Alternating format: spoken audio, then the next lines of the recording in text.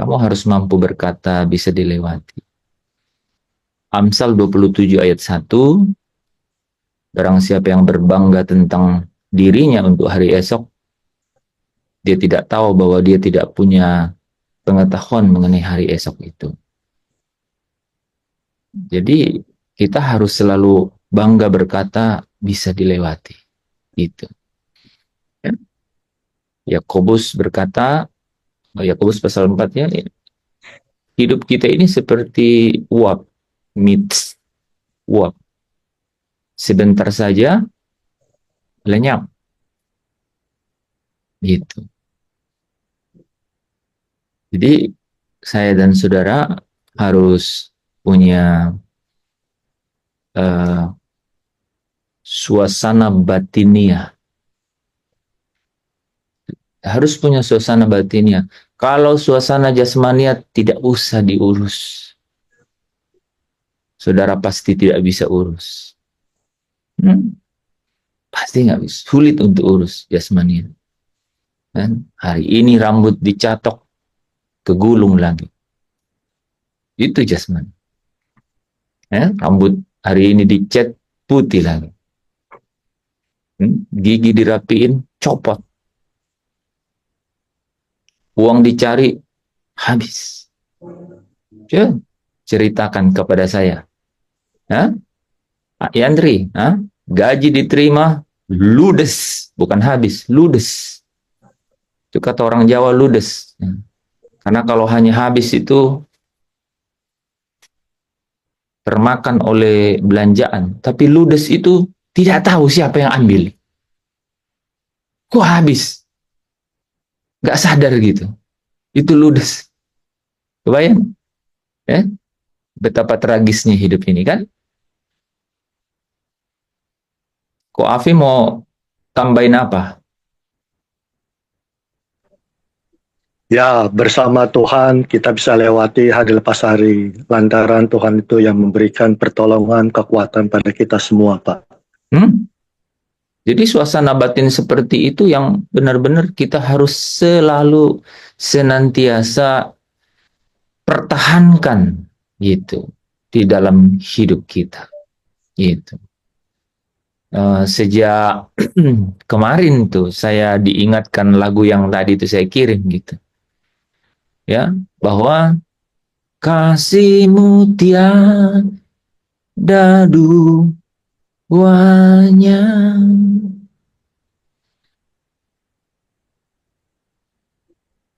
Kasihnya dia itu tidak ada duanya. Nah, bagaimana kita bisa berkata kasihnya tidak ada duanya? Dan hanya satu caranya, kita alami gitu. Nah, tadi saya nanya saudara aja, apa kabar? Puji Tuhan, Pak. Ya,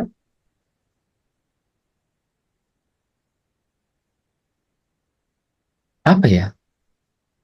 Saudara tahu nggak? Kita tuh nggak punya pilihan, nggak punya pilihan.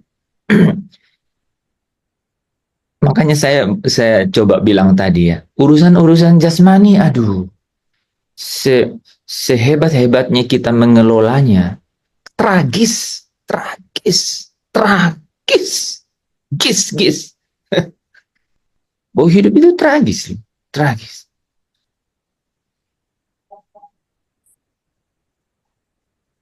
Mungkin kita belum sepedih Paulus kehidupannya ya, sehingga kita, kalau saya sih sudah beberapa kali ngomong ya, dan Paulus kan bilang aku ingin pergi saja, ya. Kehidupan kita harus selalu, kita harus sadar realitas itu, realitas itu. Nah, saudara tahu nggak? Kan itu kan yang dimaksud di sini. Di dalam dia ada hidup, dan hidup itu adalah terang manusia. Dan kegelapan tidak menguasainya. Itu. Gitu loh. Nah, apa yang dimaksud kegelapan itu tidak menguasainya? Artinya kita hidup di dalam kerajaan. Dan kerajaan bicara mengenai pemerintahan di dalam kerajaan. Dan itu bicara apa sih? Kita lihat raja gitu, kita enggak. Suasana batin saya dan saudara. Itu. Jadi sebenarnya ya, saya paham sekali ketika Yesus katakan, aku tidak mengingini korban sembelihan, korban bakaran. Aku tidak ingin. Coba, ya kan? Dia bilang begitu. I do not want. Aku nggak ingini. Aku nggak ingini rajinmu doa itu, rajinmu zoom gini. Aku nggak ingini. Dia bisa bilang begitu. Kalau dalam dimensi yang iramanya sama gitu ya. Gitu. Yang aku ingini itu adalah cinta dan kasihmu yang mula-mula. Gitu. Yang kau bilang kasihmu itu tiada duanya gitu. Makanya kalau saya nanya apa kabar gitu ya, itu kesempatan buat kau. Sebenarnya kesempatan buat saudara bilang, puji Tuhan, Pak. Ya kan? Ini belum makan malam ini. Tapi saya buktikan bahwa kasih Tuhan itu jauh lebih besar dari perut saya yang kosong. Wah, kayak gitu. Coba. Kan bisa begitu. Ya, ini salah satu contoh ya. Atau gini nih, ini contoh yang mahasiswa ya. Puji Tuhan, Pak. Gitu. Itu karena apa? Karena punya suasana batin yang yang menikmati kasih Allah yang luar biasa itu kan. Sekalipun itu, waduh, tugas masih banyak. Ini Zoom ke depan 1,5 jam. Setelah itu akan selesai tengah malam larut dan saya tugas masih banyak.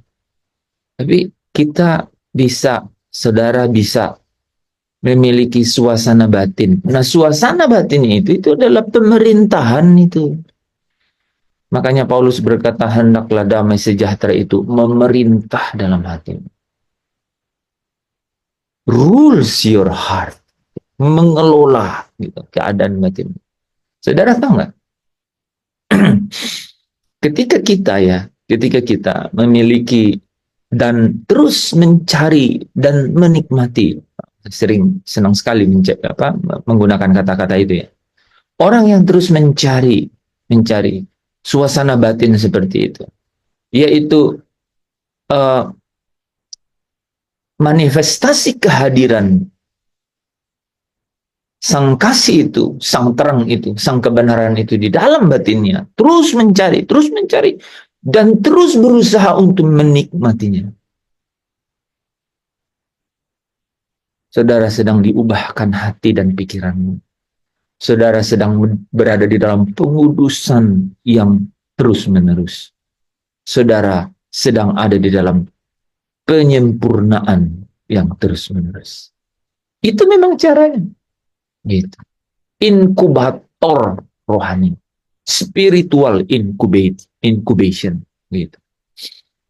Saudara tahu kalau dikondisikan seperti itu ya, bayi yang lahir prematur itu sebenarnya dikondisikan di dalam satu tabung inkubator. Dan dia akan bertumbuh di dalam suasana dan di dalam pengkondisian seperti itu. Di dalam pengkondisian seperti itu. Makanya saya ingin kita semua di sini itu terus mencari dan kemudian bisa menikmati itu. Bisa menikmati itu. Di dalam keadaan apapun. Gitu. Kita bisa berkata, takkan ada lagi. Ya gitu ya. Kasih seperti ini. Ya. Sanggup mengubahkan hidupku menjadi baru. Terus? Selain kasihmu, Yesus. Ya. Tidak ada lagi kasih. Saudara, suasana batin itu the most important. Itu yang paling penting gitu di dalam hidup kita. Gitu. Pernah lihat orang miskin meninggal? meninggal dunia maksudnya. Pernah? Pernah, Pak. Pernah. Ada apa yang kita bisa lihat orang miskin meninggal dunia? Kemiskinannya itu tidak ada artinya. Sirna begitu saja. Gitu. Tidak mempengaruhi mengenai suasana kematiannya, enggak. Gitu.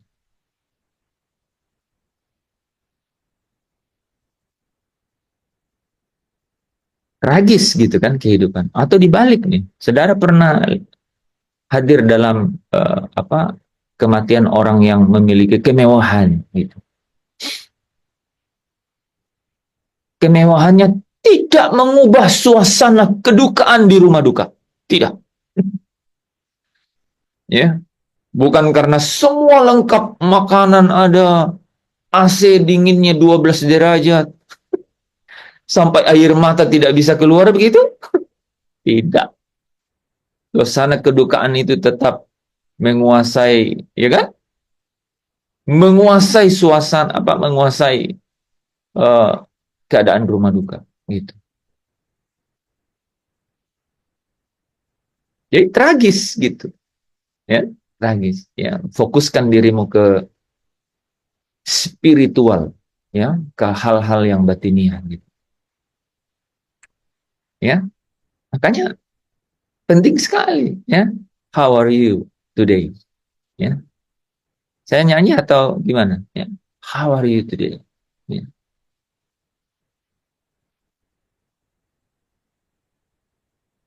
Yanti, how are you today? Ya. Pak Tadis kalau nyanyi itu bisa bergetar ini Zoom. Ya. Apa kabar hari ini? Gitu.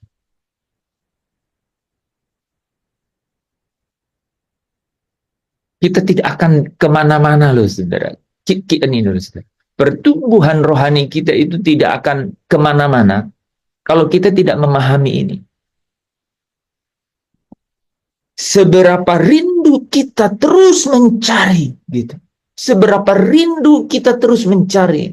Dan ketika kita sudah menemukan, kita menikmati suasana batiniah itu, yaitu kehadirannya, bukti hadiratnya gitu di dalam hidup kita. Regardless, tanpa harus lihat, tanpa harus peduli, gitu. Apapun keadaan sekeliling kita. Dan itu kita harus, saudara tidak perlu usahakan itu, nggak perlu usahakan, nggak perlu usahakan, gitu.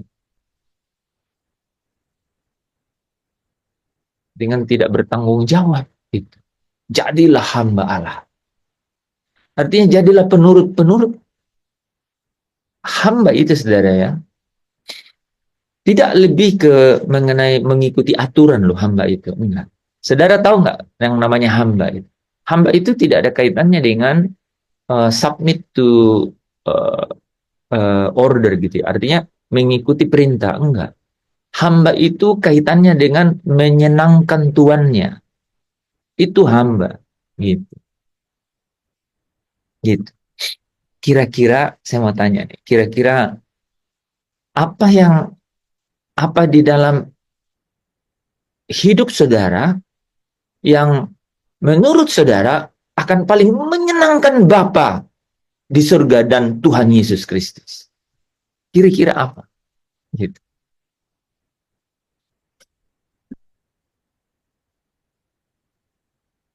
Saya berhenti sejenak di situ. Silakan Pak Daniel. Memuji-muji Tuhan. Kalau saya pribadi ya, nyanyi pujian, Jadi menurut Pak Daniel, yang paling menyenangkan Bapa di surga dan Tuhan Yesus Kristus itu adalah menyanyi-nyanyi, memuji Tuhan. Pujian. Gitu. Ada yang lain? Menuruti segala perintahnya, Pak. Nah, Koafi yang akan menyenangkan Bapa di surga dan Tuhan Yesus Kristus adalah ketika mengikuti segala perintahnya.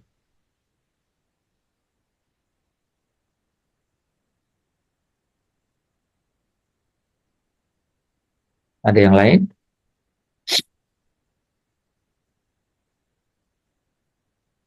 Hmm? Itu jawaban Pak Daniel dan jawaban Koafi itu jawaban ahli Taurat dan orang Farisi. Satu kelompok.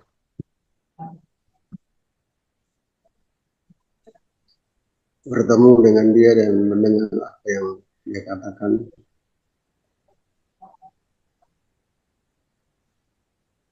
Lalu berjumpa dengan dia. Bertemu dengan dia dan mendengarkan apa yang Bapak katakan. apa katakan. Jadi saya kurang tangkap, Pak. Maksudnya menurut Bapak apa yang paling membuat Bapak senang gitu? Ini tadi ya, seorang hamba itu dia selalu fokus menyenangkan tuannya. Iya, selalu dekat bertemu dengan dia lalu melayani atau mendengarkan apa yang dikatakan oleh tuannya kalau Oke. ada orang hamba. Oke. Pak Tadus nih kelompok Maria. Kelompok Maria. Ya. Kelompok Maria. Tadi ada kelompok Marta, ada orang. Nah, kira-kira apa? Sampai Yesus bilang, aku tidak butuh korban bakaran, korban sembelihan.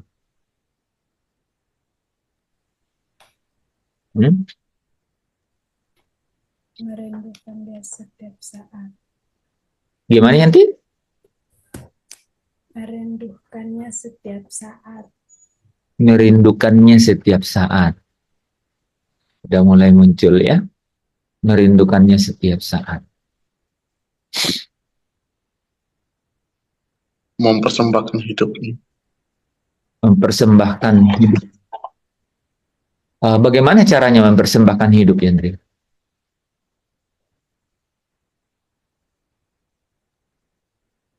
Tidak ada yang kuingini, hanya Tuhan. Tidak ada yang kuingini hanya. Harusnya gitu.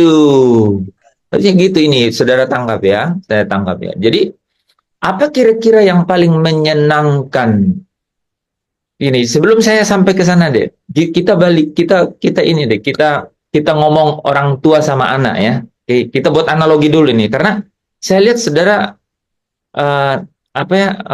seperti mobil diesel ya, agak lambat panas ya. Gini ya, orang tua dan anak. Apa yang orang tua itu paling menyenangkan, yang paling menyenangkan hatinya mengenai anaknya? Menurut kalian gitu?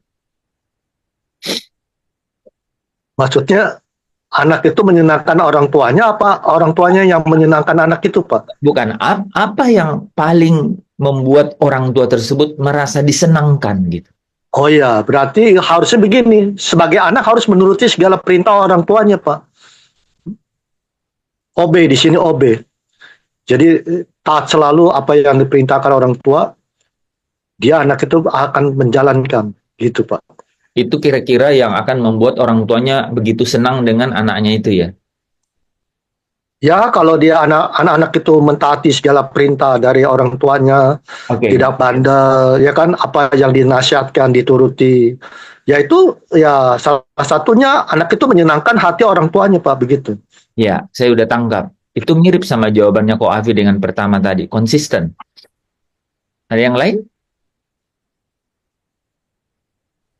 Komunikasi. Komunikasi.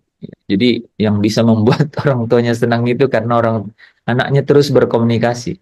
Gitu. Mama nanti uang mama yang di itu ku ambil ya. Gitu. Dia komunikasikan dulu ya. Ada yang lain?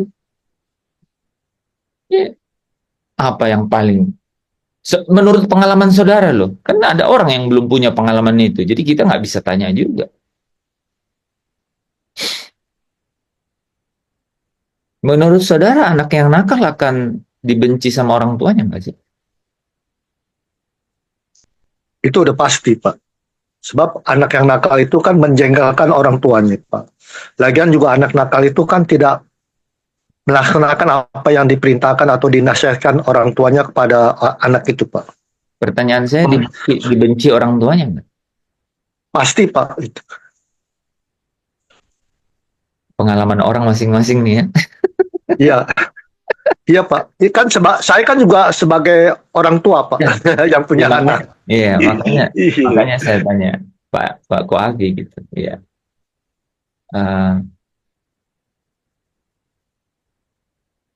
Ada yang lain? Kalau pengalaman saya itu sangat menyenangkan ketika pulang itu ditunggu anak-anak dan disambut anak-anak ditunggu ya. Jadi bukan Pak Tadus bawa apa kan?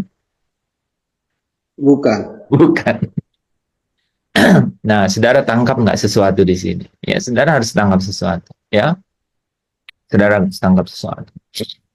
Bahwa ini yang anak ini nggak ada yang mau kasih ini. Ada pengalaman nggak? Apa kira-kira yang paling menurut kalian paling menyenangkan orang tua kalian gitu dari kalian? Gitu.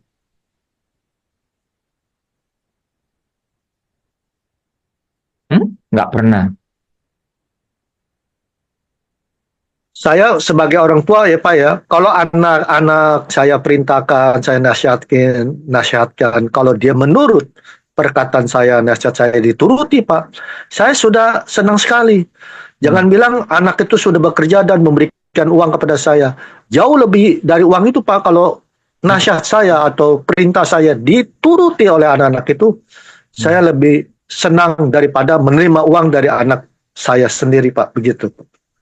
Ko Afi, kalau di pekerjaan juga gitu saya. Kalau ada anak buah nih yang wah taat sekali gitu ya, mengikuti semua pekerjaan, semua tugas yang diberikan kepada dia, dia selesaikan tepat waktu, bahkan ada yang lebih cepat gitu ya.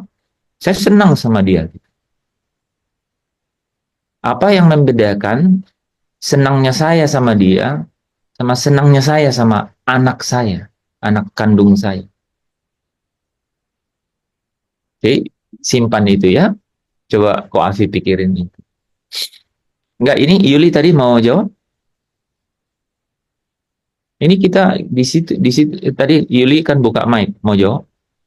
Menurut Tadi kalian? saya itu yang orang tua itu taati orang tua, perintah yang diperintahkan. Taati perintah, mirip sama yang Ko Afi sebutkan. Ada? Ya, Mira mungkin Yuli sama, orang tuanya sama. Yanti mau Rida mau apa? Yandri? Yang orang tua rindukan dari anaknya, rindu pulang bersama orang tua. Gimana Rida? Rindu pulang bersama orang tua. Oh, menurut Rida yang paling menyenangkan orang tua itu adalah ketika Rida memiliki kerinduan untuk pulang ketemu orang tua. Gitu. Biasanya gimana? Gimana? Aplikasinya gimana? Rida telepon atau WA, Mama kangen, pingin pulang. Gitu? Pulang di saat di momen-momen tertentu seperti Natal. Oh, nah itu pulang terpaksa tuh Natal. Oke. Saudara, dari semua cerita tadi itu, pertama saya highlight dulu ya.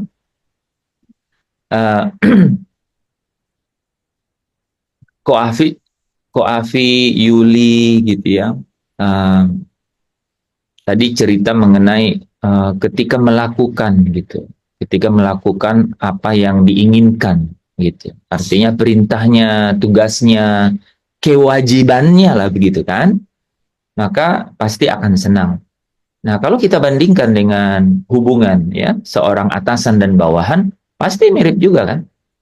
Apalagi kalau bawahannya itu melakukan pekerjaannya dengan over performance gitu. Dia melakukannya dengan hasil yang jauh lebih daripada apa yang diharapkan oleh bos. Dia bisa senang gitu. Tapi saudara bisa rasakan nggak? Setinggi-tingginya yang namanya empati ya. Empati itu adalah rasa menempatkan diri pada sisi orang lain di luar diri kita gitu ya. Memberi perhatian lebih gitu. Setinggi-tingginya empati yang ditaruh oleh seorang bos gitu ya kepada bawahannya yang melakukan pekerjaan dengan baik, dia tidak akan melampaui titik berkorban untuk dia gitu. Melampaui apa yang kemudian menjadi batas gitu. Dan batasnya itu tahu nggak batasnya apa? Itu adalah kasih sayang. Kasih sayang. Dia nggak bisa gitu, karena hubungan itu nggak ada. Dibalik tadi itu, dibalik seorang anak, kan? Seorang anak itu yang menjengkelkan gitu. Bukan lagi tidak melakukan kewajibannya, tugasnya gitu, tapi menjengkelkan. Apakah ambang kasih sayang itu bisa pergi atau hilang gitu. Nah, Alkitab, langsung saya loncatnya. Alkitab bilang begini. Sekalipun katanya, ya, sekalipun ibumu itu membuang engkau, aku tidak. Sekalipun ibumu itu membuang engkau, aku tidak, kata Yehova. Oke? Kata Bapa di surga. Gitu. Gambaran anak yang hilang itu, anak bungsu yang hilang itu, yang bukan hanya tidak melakukan kewajiban kan, gitu. Tetapi secara manusia itu sudah menjengkelkan, dan salah satu yang paling jengkel adalah kakaknya kan, gitu. Karena kasih sayang bapaknya terhadap anaknya yang memang punya hubungan, dia sambut anak itu pulang, kan?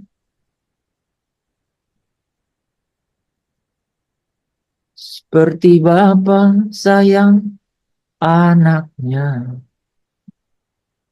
demikianlah engkau mengasihiku. Kau jadikan biji matamu, kau berikan semua yang ada padamu. Seperti Bapa. Jadi ada pola gitu, ada pola. Dan pola ini adalah Bapa dan anak. Gitu. Polanya adalah Bapa dan anak. Pola kasih yang Bapa itu perkenalkan melalui Yesus Kristus adalah Bapa dan anak. Jadi kira-kira apa yang paling menyenangkan Bapaknya? Nah, ini saya mau cerita di sini ya. Mau cerita di sini. Sesuatu yang menurut saya itu benar-benar bisa terbukti gitu. Terbukti. Kalau saya Pak En, supaya anak itu supaya takut akan Tuhan. Nomor satu itu. Dia otomatis kalau takut akan Tuhan, pasti dia menghormati orang tua. Pasti. Tuhan dulu dicari. Dia takut dia takut akan Tuhan, dia akan hormati orang tua. Nah, kaitannya enggak ke sana, Pak. Kaitannya bukan masalah Tuhan dan orang tua. Ini masalahnya adalah bagaimana tuh kita itu bisa benar-benar ada di hatinya Tuhan gitu. Bagaimana kita nih? Nah, saya cuma analogikan tadi seorang bapak dan anaknya gitu. Seorang bapak dan anaknya atau seorang ibu dan anaknya. Kira-kira apa yang paling kok ada getaran yang beda ya dengan yang lain? Kalau mengenai tadi aturan, kewajiban gitu ya, bahkan mengerjakan jauh lebih lebih bagus daripada apa yang diharapkan gitu ya. Itu kita bisa buat contoh gitu. Nah, saudara, perhatiin nggak? Orang Yahudi yang taat Taurat, orang Yahudi, keturunan Yakub, keturunan Abraham, keturunan Ishak, yang diberi hukum melalui Musa, yang taat kepada perintah-perintah yang dari Allah sendiri kepada Musa.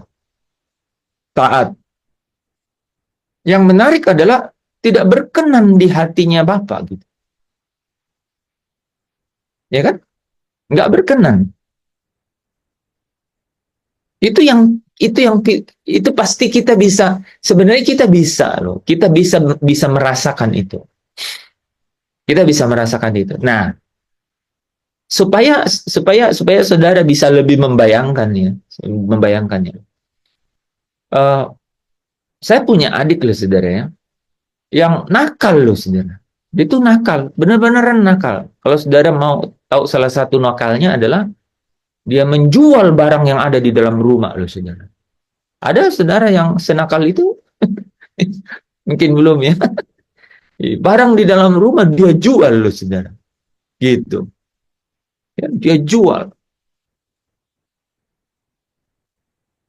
Tapi loh saudara, ya tapi adik saya ini itu di hati mama saya saudara. Wah, nggak ada yang ngalahin, termasuk saya. Tidak bisa menggeser posisi dia di hatinya mama saya loh saudara. Padahal saya itu saudara, wah nggak. Saudara bisa bayangkan, mama saya dipanggil sekolah kalau urusannya dengan pengumuman juara gitu. Terus kerja paling banyak kerja saya. Jadi secara aturan manusia, secara kewajiban, saya boleh dibilang di atas dia gitu, di atas dia. Bahkan dia jauh di bawah saya karena dia nakal loh saudara. Akhirnya dia itu saudara nggak tamat SMP loh saudara. Karena nakalnya loh saudara. Gitu. Tapi yang menarik, dia mendapatkan tempat di hati mama saya jauh lebih tinggi dari saya. Dari semua saudara yang lain loh saudara. Gitu. Saudara bisa bayangkan gak? What's happened? Apa yang terjadi gitu? Apa yang terjadi? Itu saya melihat bagaimana Bapa memperkenalkan kasihnya itu di dalam Kristus Yesus, Tuhan. Kepada perempuan yang tidak ada satupun gitu celah untuk dia selamat, ya kan? Semua ya ahli Taurat berdiri ya sedang ingin melempari wanita ini kan? Ya, wanita ini yang jelas-jelas dikatakan dia itu melacur seumur hidupnya kalau nggak salah ya. Pokoknya ada kata-kata yang sangat memperlihatkan bahwa tidak ada celah untuk dia lolos gitu. Nggak ada celah. Dan saudara tahu nggak, wanita inilah yang kemudian datang mengurapi Yesus dengan rambutnya, dengan minyak zaitun itu loh. Ini wanita ini loh. Wanita ini. Heran nggak kita? Ya itu lagu yang tadi itu. Takkan ada lagi kasih seperti ini gitu. Sanggup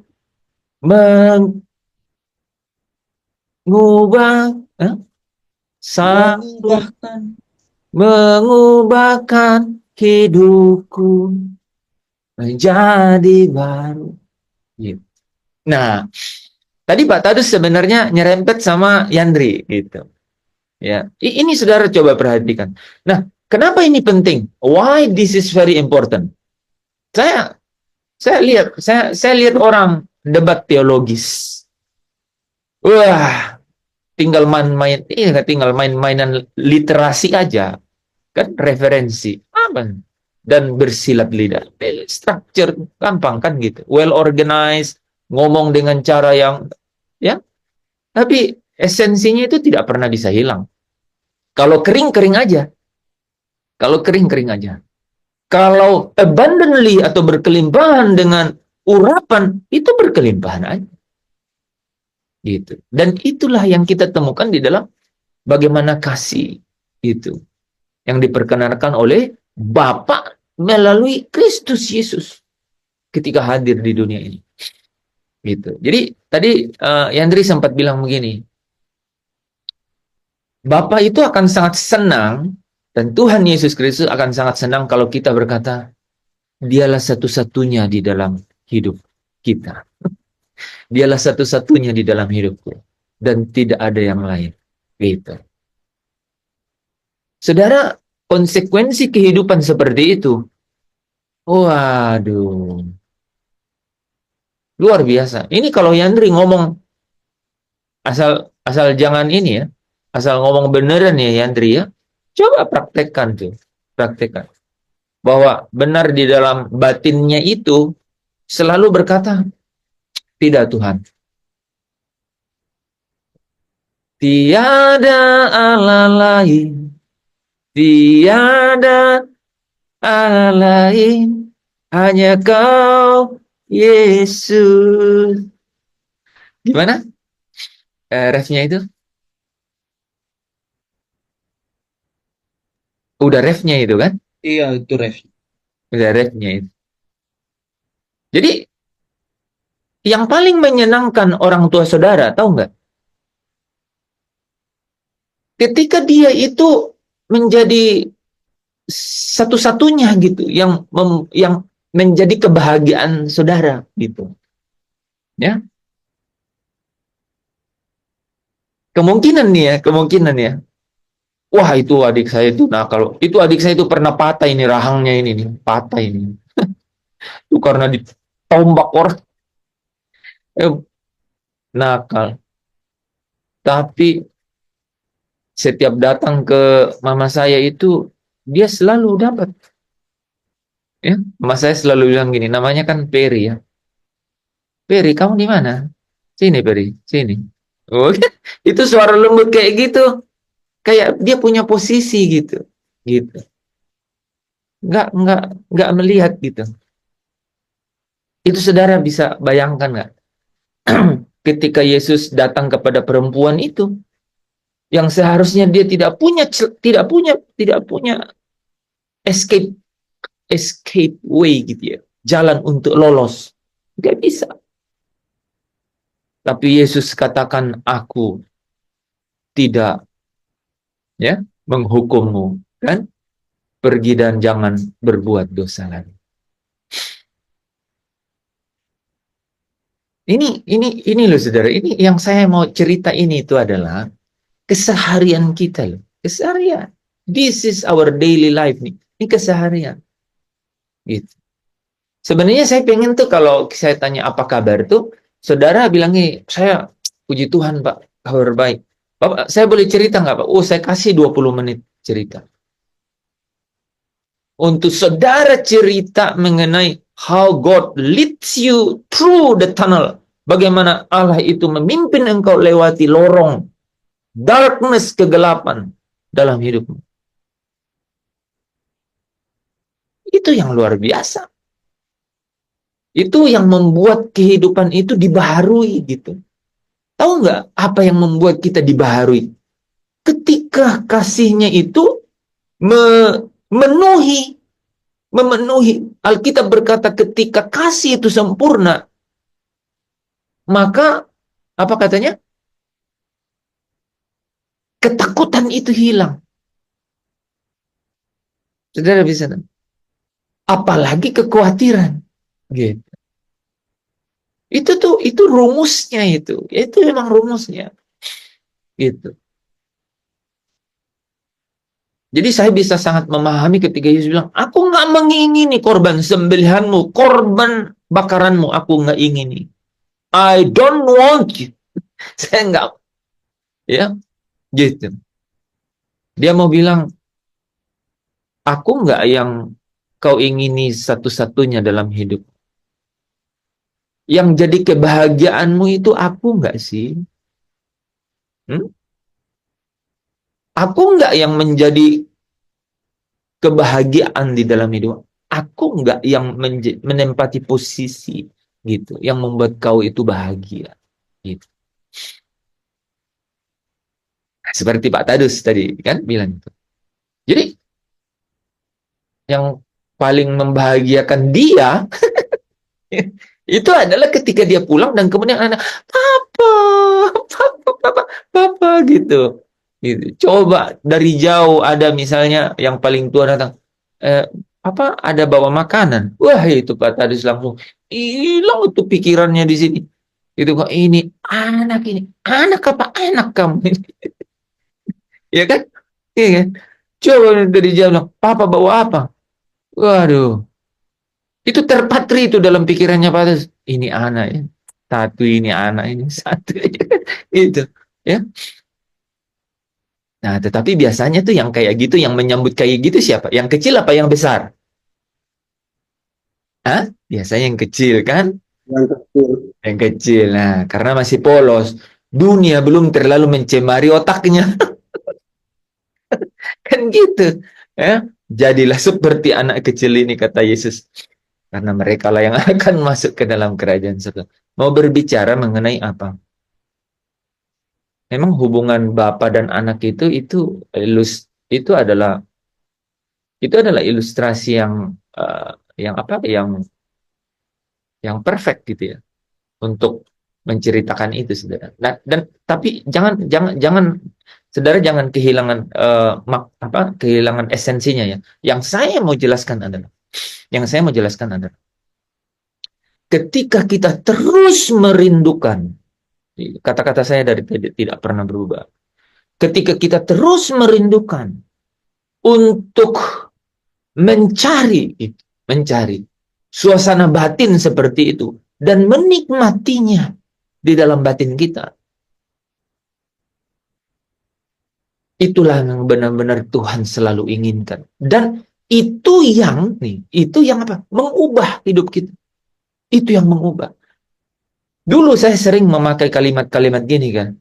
Kamu berubah kalau ya pikiran kamu diubahkan gitu.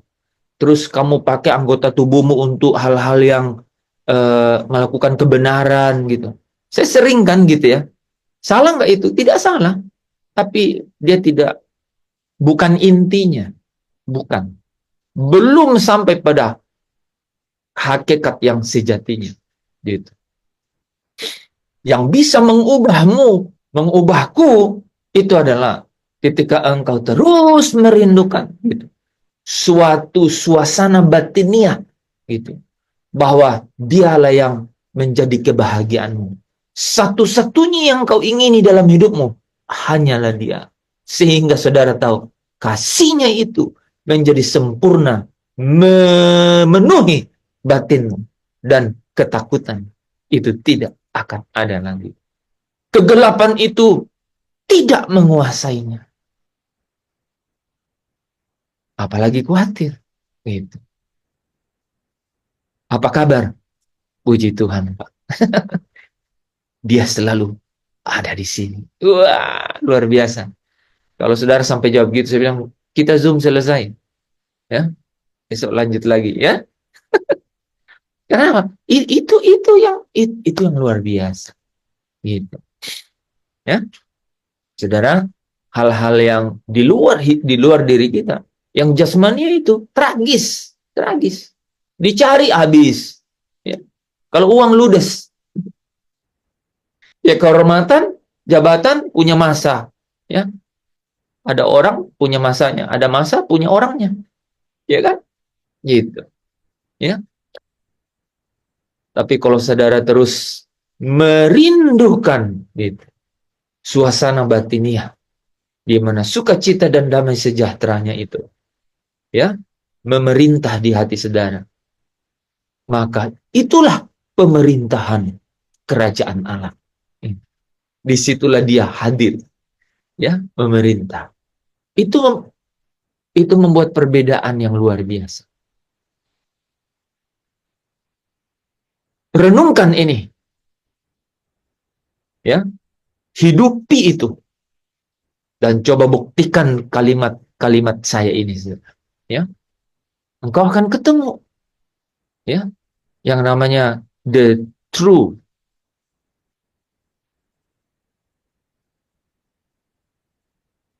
peacefulness. Ya, damai sejahtera yang benar-benar sejati itu di dalam hidup.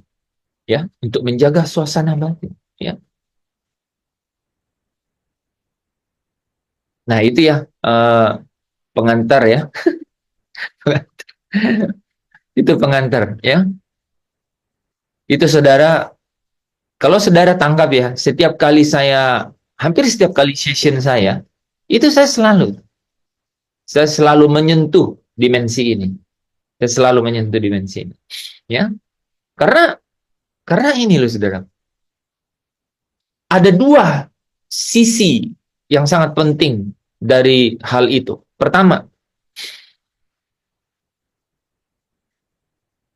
kita itu tidak akan kuat melihat keadaan di sekeliling kita kan? Itu. Kalau kita tidak memiliki apa? Pilihan-pilihan untuk hidup secara eh, secara rohani itu. Hidup secara rohani yang dituntun oleh kebenaran. Kita nggak bisa, kita kan nggak mampu gitu melihat itu. Ya. Nggak mampu ini maksudnya kita tidak akan mampu menikmatinya gitu. Ya, itu pertama. Yang kedua ini yang menurut saya sangat penting. Tidak mungkin orang dibaharui hidupnya kalau tidak ada di dalam spiritual incubation atau inkubator rohani seperti itu. Nggak mungkin. Coba bayangkan, analisa nih ya. Orang yang hari-hari hidupnya khawatir terus. Kira-kira roh dan jiwanya akan berubah nggak? Akan dibaharui nggak kira-kira? Jawabannya pasti tidak. Betul? Apa betul? Coba bayangkan. Ya, hari-harinya dihantui oleh dompet tipis. Apalagi pinjam sini, tutup sini. Aduh Tuhan. Coba bayangkan keadaan kayak gitu.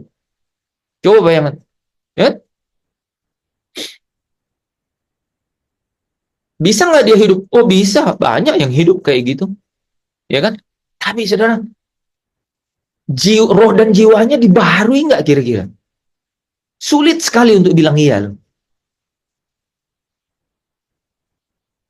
Kalau nggak bilang nggak, mungkin sedikit ada kali. Sedikit ada kali. Tapi kan jauh dong dari yang namanya sempurna. Ya nggak sih? Ya kan? Kalau kita lihat Ibrani 12 ayat 23 itu.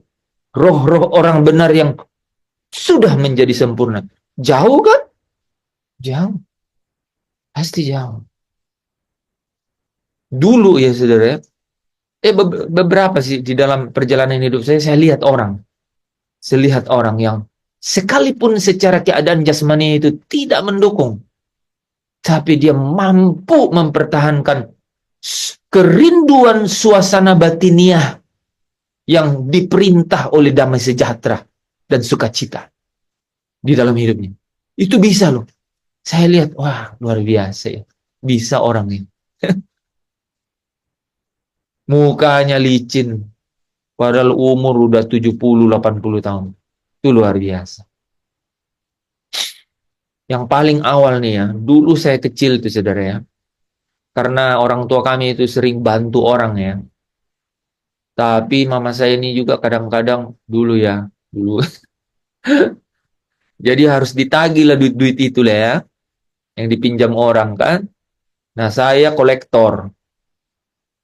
Saya pergi nagih uang tuh jam 4.30 subuh. Ya, datang ke rumah orang. Orang yang sama datang tiap hari, coba bayangkan. Tante udah ada uang. Itu tuh. Tapi saudara tahu nggak? Saya datang sedang apa mereka? Sedang persekutuan. Sedang ibadah. dan saya lihat hebat sekali, ya. Waduh, luar biasa. Kehidupan jasmani yang tidak mendukung, tetapi kehidupan rohaninya mampu menaklukkan situasi itu loh. Itu saya bisa lihat. Itu contoh. Itu saya masih SD loh. Masih SD, mungkin SD ke SMP gitu. Kerjaan saya kayak gitu. Gitu, ya. Tapi saya bisa saksikan, ya, lihat orang kayak gitu, ya. Saya ketemu juga seorang, ya, dia tinggalkan jabatannya gitu ya, potensi jabatannya itu jadi jaksa, dan dia pilih untuk menyenangkan hati Tuhan dengan cara hidup seperti musafir gitu, ya. Dia pernah tugas di Kupang gitu. Pernah tugas di Kupang. Jadi dia tahu Kupang luar dalam katanya.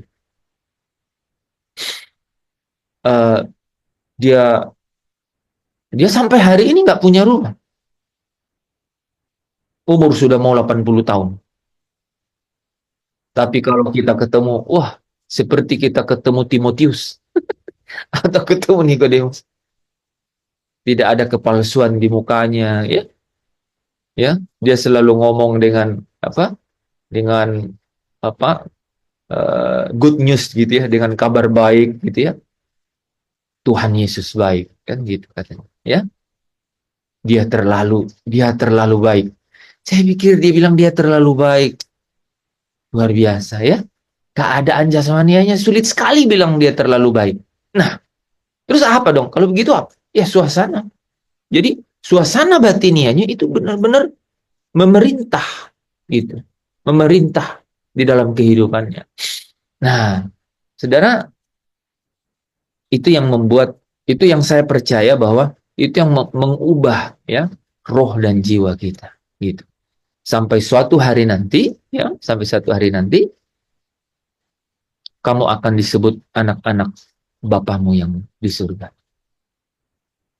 Nggak ada saudara yang kita cari kecuali satu hari nanti kamu dipanggil anak. Ya kan? Coba, nggak ada prestasi apa gitu. Ya, dan paling enak kan kalau sejak sekarang kan? Kan paling enak kalau sejak sekarang, ya. Jangan khawatir anakku Yanti, ya. Tidak ada hal di dunia ini yang dapat mengambil sukacitamu, ya kan? Jangan khawatir anakku Pak Tadus, gitu kan? Nggak pakai Pak kali ya Pak ya. Jangan khawatir anakku Tadus, gitu. Dengan lembut begitu, ya, tanpa embel-embel, kan? Tidak ada sisi kehidupanmu yang aku tidak hadir, gitu. Tidak ada perkara di dalam hidupmu yang aku tidak ikut dan memainkan peranan yang paling utama. Luar biasa nggak? Nah, itu saudara yang saya ingin bangun di antara kita, ya. Jadi bagaimana supaya di dalam hidup kita itu kita selalu memiliki kerinduan mengenai perkara-perkara surgawi gitu. Perkara-perkara surgawi. Jadi ada yang ngomong kan, ingin selalu bersekutu denganmu, menikmati hadiratmu, biarkan rohmu tinggal dalam hidupku, sungguh indah bersamamu, sungguh indah bersamamu selamanya. Ya. Inkubasi seperti itu, suasana batinnya seperti itu mengubah roh dan jiwa. Gitu. Saudara tahu nggak? Ketika saudara saya cuci brainstorm seperti ini, otaknya agak dingin kan? Gitu. Ya kan? Ringan kan? Gitu. Kayak gitu. Itulah bagaimana kerajaan Allah itu bekerja, gitu. Ya. Sampai lupa kalau besok ada tugas. Bisa gitu. Bisa. Bisa. Siapa tahu Yesus datang nanti malam. Sempurnalah suasana batiniahmu itu. Iya kan? Kebayang kalau dia datang dan semua kegundahan itu kita masih simpan dalam hati. Iya. Salah waktu datangnya katanya. Iya kan? Gitu. Ya. Nah, jadi jangan sampai nih kita tidur, suasana batin kita itu masih dalam kegelisahan. Masih dalam kegelisahan. Jangan sampai.